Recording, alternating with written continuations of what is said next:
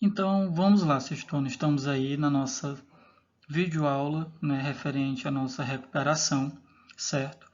Na recuperação, nós abordaremos os 3 primeiros capítulos do nosso livro, ou seja, capítulo 1, 2 e 3, ok? Então, fiquem bem atentos, certo? Às explicações que serão abordadas na nossa videoaula, para que vocês possam aí realizar o TD referente à nossa recuperação.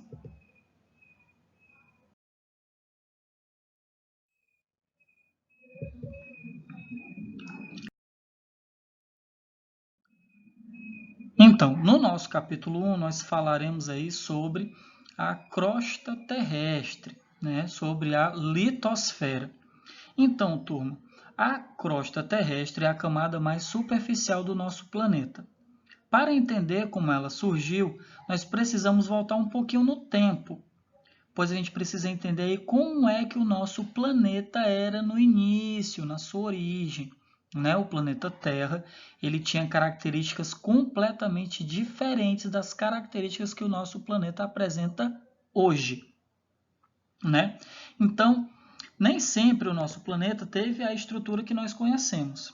Quando ele se formou, ele era formado de material fluido, que nós chamamos de magma, e sua temperatura era muito alta. Após um processo de resfriamento desse material, ou seja, do magma, uma fina camada solidificou-se na superfície, dando origem ao que nós chamamos de crosta terrestre ou litosfera. Essa camada sofre frequentes alterações. Essas alterações tanto podem ocorrer pela ação de agentes internos, como o vulcanismo e o tectonismo, seja pela ação de agentes externos, como o caso do vento e da chuva, formada principalmente de oxigênio, silício, alumínio, magnésio, enxofre e cálcio. A crosta terrestre apresenta espessura que vai variar de 5 km em regiões sob os oceanos a 70 km em regiões continentais. A crosta terrestre está dividida em 3 camadas.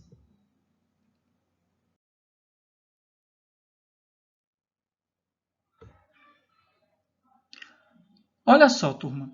Como nós vimos, além dos resfriamentos que deu origem à crosta terrestre, nem sempre a superfície da Terra teve a configuração que ela tem hoje.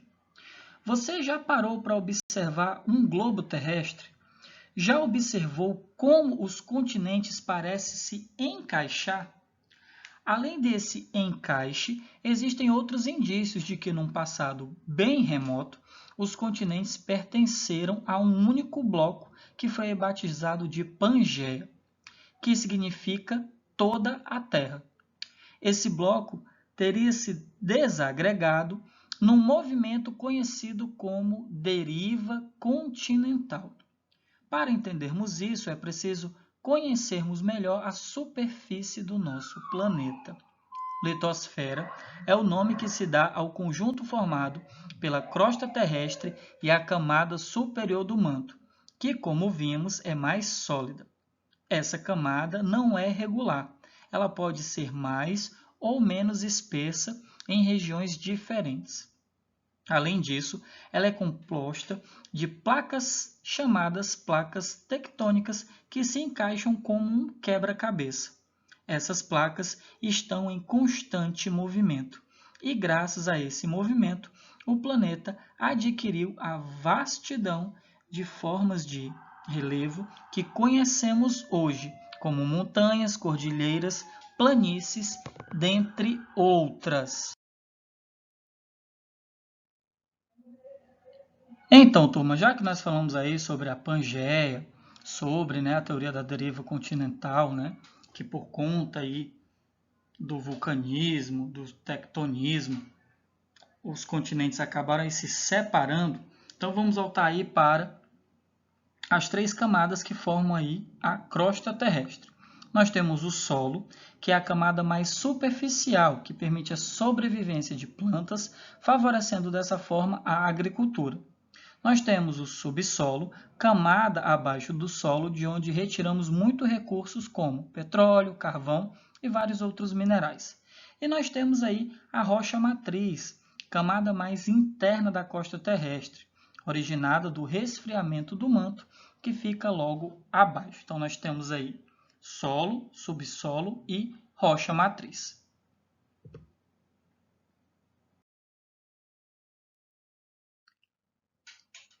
Então, vamos agora falar sobre a classificação das rochas segundo a sua origem.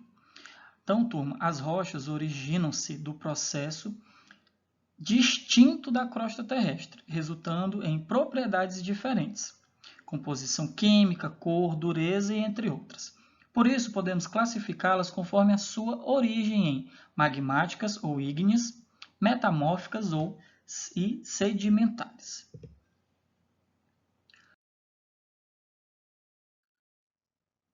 As rochas magmáticas ou ígneas, como nós vimos, a crosta terrestre formou-se devido ao resfriamento de um material fluido chamado magma, que se solidificou aí por conta desse resfriamento.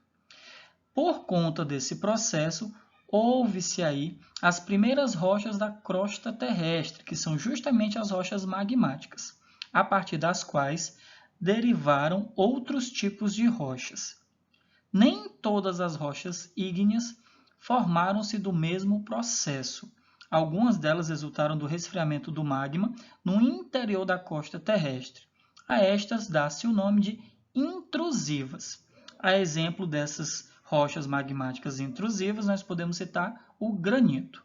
Por outro lado, estudamos que o magma pode ser expelido do interior da crosta por meio de fendas na superfície, como nas erupções vulcânicas. As rochas resultantes do resfriamento desse material, proveniente de erupções vulcânicas, atuais ou antigas, recebem o nome de extrusivas. A exemplo desse tipo de rocha, nós podemos aí citar o basalto e a pedra pómez.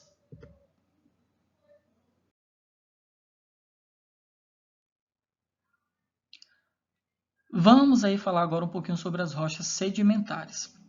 Essas rochas são compostas de fragmentos de outras rochas e materiais orgânicos, que por meio da ação física do vento, da chuva, do gelo e da temperatura, foram se sedimentando, ou seja, se partindo em pequenos pedaços e se organizando em forma de estratos ou camadas.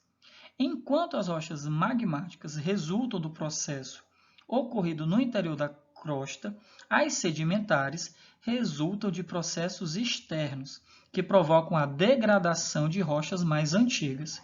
Você já parou para observar como o muro de uma casa sofre mais desgaste que as paredes internas? Isso acontece porque ele está exposto à ação das chuvas, das temperaturas e de outros agentes que, com o tempo, vão alterando sua cor ou mesmo a sua estrutura.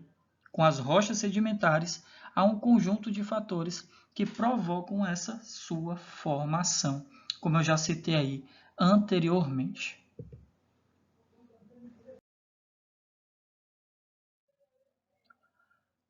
Vamos agora falar sobre rochas metamórficas. Com certeza, vocês já ouviram falar no termo metamorfose, As borboletas, por exemplo, sofrem esse processo chamado de metamorfose. Então, vamos entender aí por que as rochas metamórficas receberam este nome. Elas receberam esse nome, turma, porque elas surgem da transformação de rochas sedimentares ou magmáticas devido ao aumento da pressão e temperatura. Como o próprio nome sugere, há uma metamorfose, ou seja, há uma modificação. Mas todas as rochas que descrevemos até aqui não resultam de transformações. Também, lava em rocha, frações de rochas em uma nova rocha. No caso das rochas metamórficas, a temperatura e a pressão podem alterar de forma definitiva as suas propriedades, ou seja, as suas características. E aí, com isso, a nova rocha surge, portanto, com a composição e as propriedades diferentes daquelas que a originaram, pela reorganização dos minerais que as compõem. Isso acontece de forma similar ao processo de uma receita.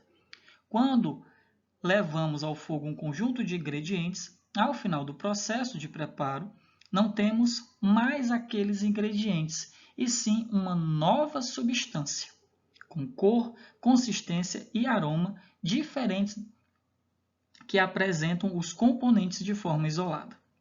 A temperatura e a pressão também fazem isso com as rochas. Podem alterar sua cor, sua resistência, entre outras características. São exemplos de rochas metamórficas o xisto, o mármore, a ardósia e etc.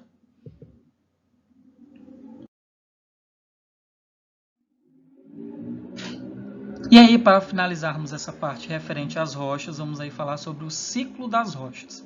Conforme você pode perceber, embora as rochas tenham origens diversas, elas passam por vários processos que ao longo do tempo provocam suas transformações. Desse modo, um tipo de rocha pode transformar-se em outro, como vocês podem muito bem observar no nosso esquema. Então, nós temos aqui, turma, o magma, que quando se solidifica formam as rochas magmáticas.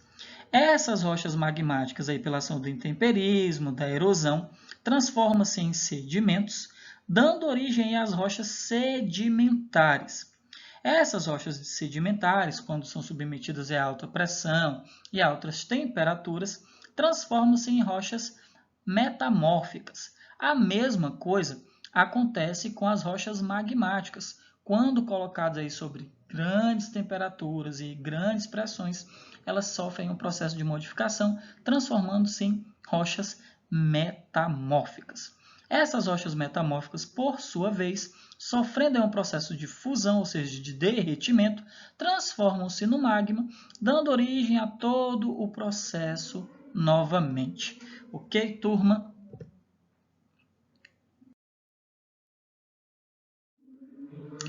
Vamos aí agora falar sobre o capítulo 2, que o tema é a camada de água, ou hidrosfera.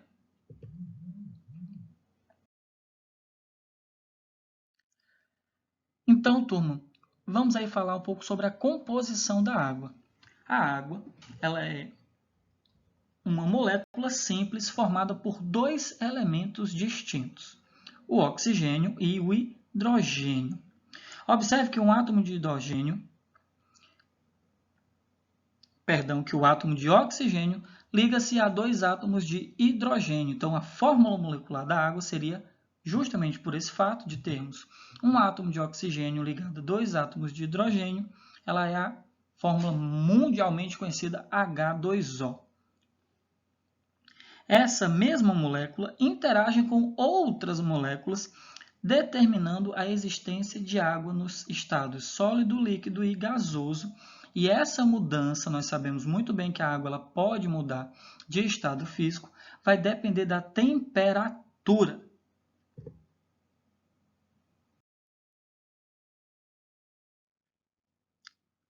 Já que começamos a falar sobre estados físicos da água, então vamos aí continuar abordando este assunto. Então, quando abrimos a torneira e enchemos uma chaleira de água, ela está no estado líquido. Ao aquecermos essa chaleira durante algum tempo, a água começa a fazer borbulhas e pelo bico da chaleira começa a liberar vapor. Esse vapor é a mesma água que nós tiramos da torneira, mas agora ela está em um outro estado físico, que é o estado gasoso. Já no congelador, encontramos alguns cubinhos de gelo que usamos aí para diversas finalidades, como aliviar a dor de uma pancada ou até mesmo resfriar uma bebida. Se deixarmos esses cubinhos fora do congelador, de um dia quente, eles rapidamente vão perdendo a sua forma e vão se transformando em água, a mesma que pusemos na chaleira. Isso porque o gelo é a água no seu estado sólido. Então, como nós percebemos aí, a água muda de estado físico mediante a temperatura do ambiente em que ela se encontra.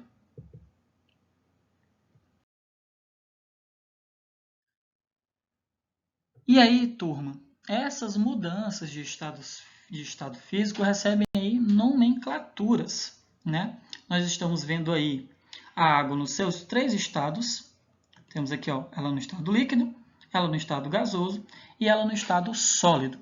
Observe que quando ela está no estado líquido e vai para o estado gasoso, evaporação. Do estado gasoso para o estado líquido, condensação. Quando ela está no estado líquido e vai para o estado sólido, solidificação. Quando ela está no sólido e volta para o líquido, nós chamamos de fusão. E sublimação, turma, é a mudança de estado físico do gasoso para o sólido ou do sólido para o gasoso sem a passagem pelo estado líquido. Professor, isso é possível? Claro que é. Um exemplo aí que nós podemos citar é uma substância que a gente usa muito aí, os avós de vocês com certeza vão saber do que eu estou falando, que é naftalina. Né? Nós colocamos ali bolinhas de naftalina nas roupas para evitar que ela fique com aquele cheiro de mofo. A naftalina ela está no estado sólido. E com o passar do tempo, ela vai diminuindo de tamanho, por quê? Porque ela está saindo do estado sólido e está indo para o estado gasoso, até que chega um momento que ela desaparece.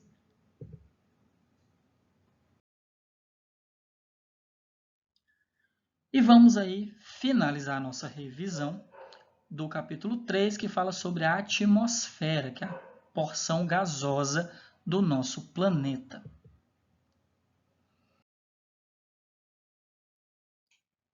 Então vamos lá, turma. A nossa atmosfera ela foi dividida em camadas, certo? E aí, com certeza, você já ouviu falar que algumas pessoas podem sentir falta de ar ao escalar uma montanha ou visitar uma região muito elevada. Agora, por que será que isso acontece? Isso acontece devido ao que nós chamamos de ar rarefeito. Algumas cidades ou regiões com altitude elevada. O que seria essa altitude elevada? A altitude é a distância vertical de um ponto qualquer em relação ao nível do mar. Então, quanto mais distante do nível do mar nós estivermos, né, maior será a nossa altitude, certo? Então, essas regiões ou essas cidades, né, com altitudes elevadas, possuem o ar mais rarefeito, ou seja, menos denso, e com menos concentração de oxigênio, o que torna a respiração mais difícil. Isso acontece porque, em toda a sua extensão, a atmosfera varia em sua composição, sendo possível definir camadas ao longo dela. Sendo assim, são 5 as camadas que formam aí a nossa atmosfera.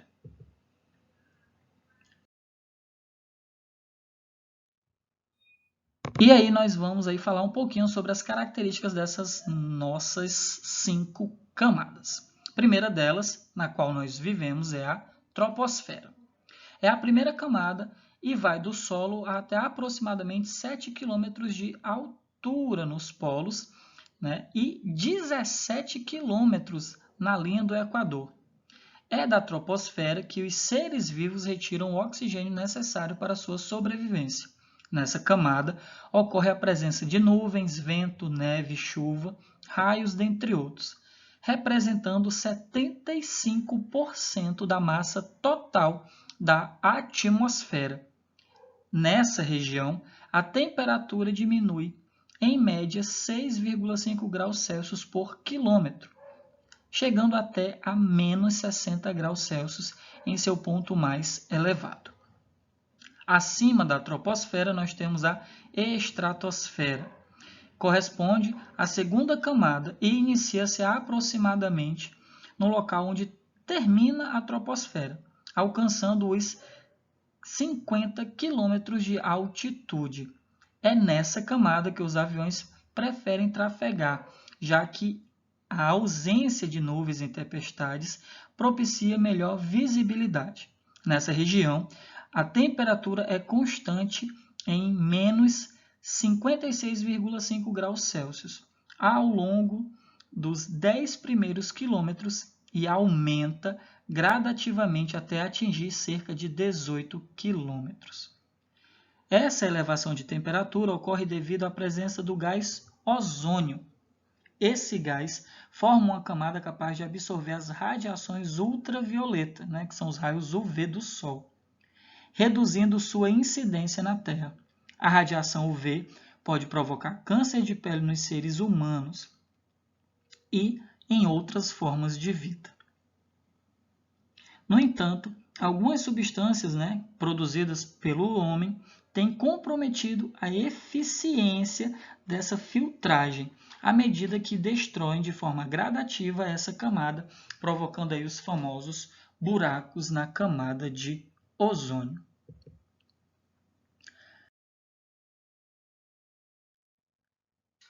Temos aí agora a terceira e quarta camadas aí da nossa atmosfera.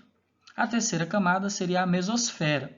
Essa região inicia-se a cerca de 50 km de altura, acima da estratosfera, alcançando uma altitude de 80 km e uma temperatura em torno de menos 120 graus Celsius. A essa camada chegam os balões-sonda, importantes ao estudo meteorológico, enfrentando as mais baixas temperaturas da nossa atmosfera, em consequência do ar muito rarefeito. É também nessa camada que, esporadicamente, podemos observar pequenos meteoritos, quase não sai, né, turma? Se incendiarem ao entrar em contato com os gases ali presentes, formando as populares estrelas cadentes. Então, agora vocês já sabem, as estrelas cadentes, são pequenos meteoritos que pegam fogo ao entrar aí na nossa mesosfera. Falando agora da termosfera, nossa quarta camada, ela alcança cerca de 500 km acima da superfície terrestre e atinge temperaturas mais elevadas em relação às suas antecessoras, chegando aí aos 1000 graus Celsius. É nela também que existem partículas carregadas de eletricidade denominadas íons, as quais facilitam a propagação das ondas de rádio aí na ionosfera, permitindo-nos comunicar com povos distantes e ouvir nossas rádios preferidas. Pela intensa presença de íons, essa região é denominada, como eu acabei de falar, de ionosfera. Nela também ocorrem as auroras polares, que vocês podem observar na nossa imagem, as famosas auroras boreais.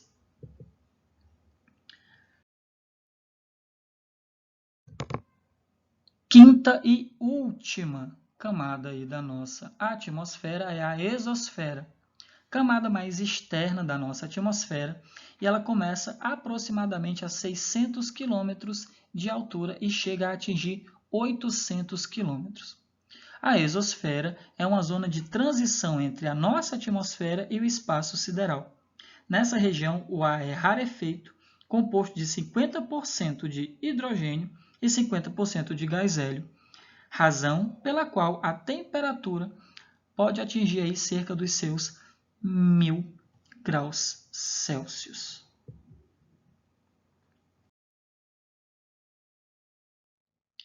Então aí, turma, temos a nossa imagem, só uma revisãozinha básica das 5 camadas da nossa atmosfera. Então nós temos troposfera, região onde nós vivemos. Lembre-se aí que ela compõe 75% da massa da nossa atmosfera. Acima dela, estratosfera, mesosfera, termosfera e exosfera. Lembrando que na estratosfera os aviões preferem realizar os seus voos, porque é uma camada mais tranquila. Na nossa mesosfera, é onde nós podemos observar as estrelas cadentes. A termosfera ocorre a aurora boreal e temos uma camadazinha chamada de ionosfera que permite aí a propagação das ondas de rádio. Então, turma, essa aí foi a nossa revisão referente aos 3 assuntos da nossa recuperação anual.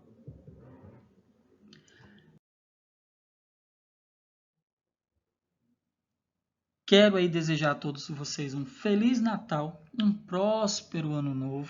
Sabemos aí que 2020 foi um ano muito atípico em nossas vidas, mas nós perseveramos e conseguimos chegar até aqui.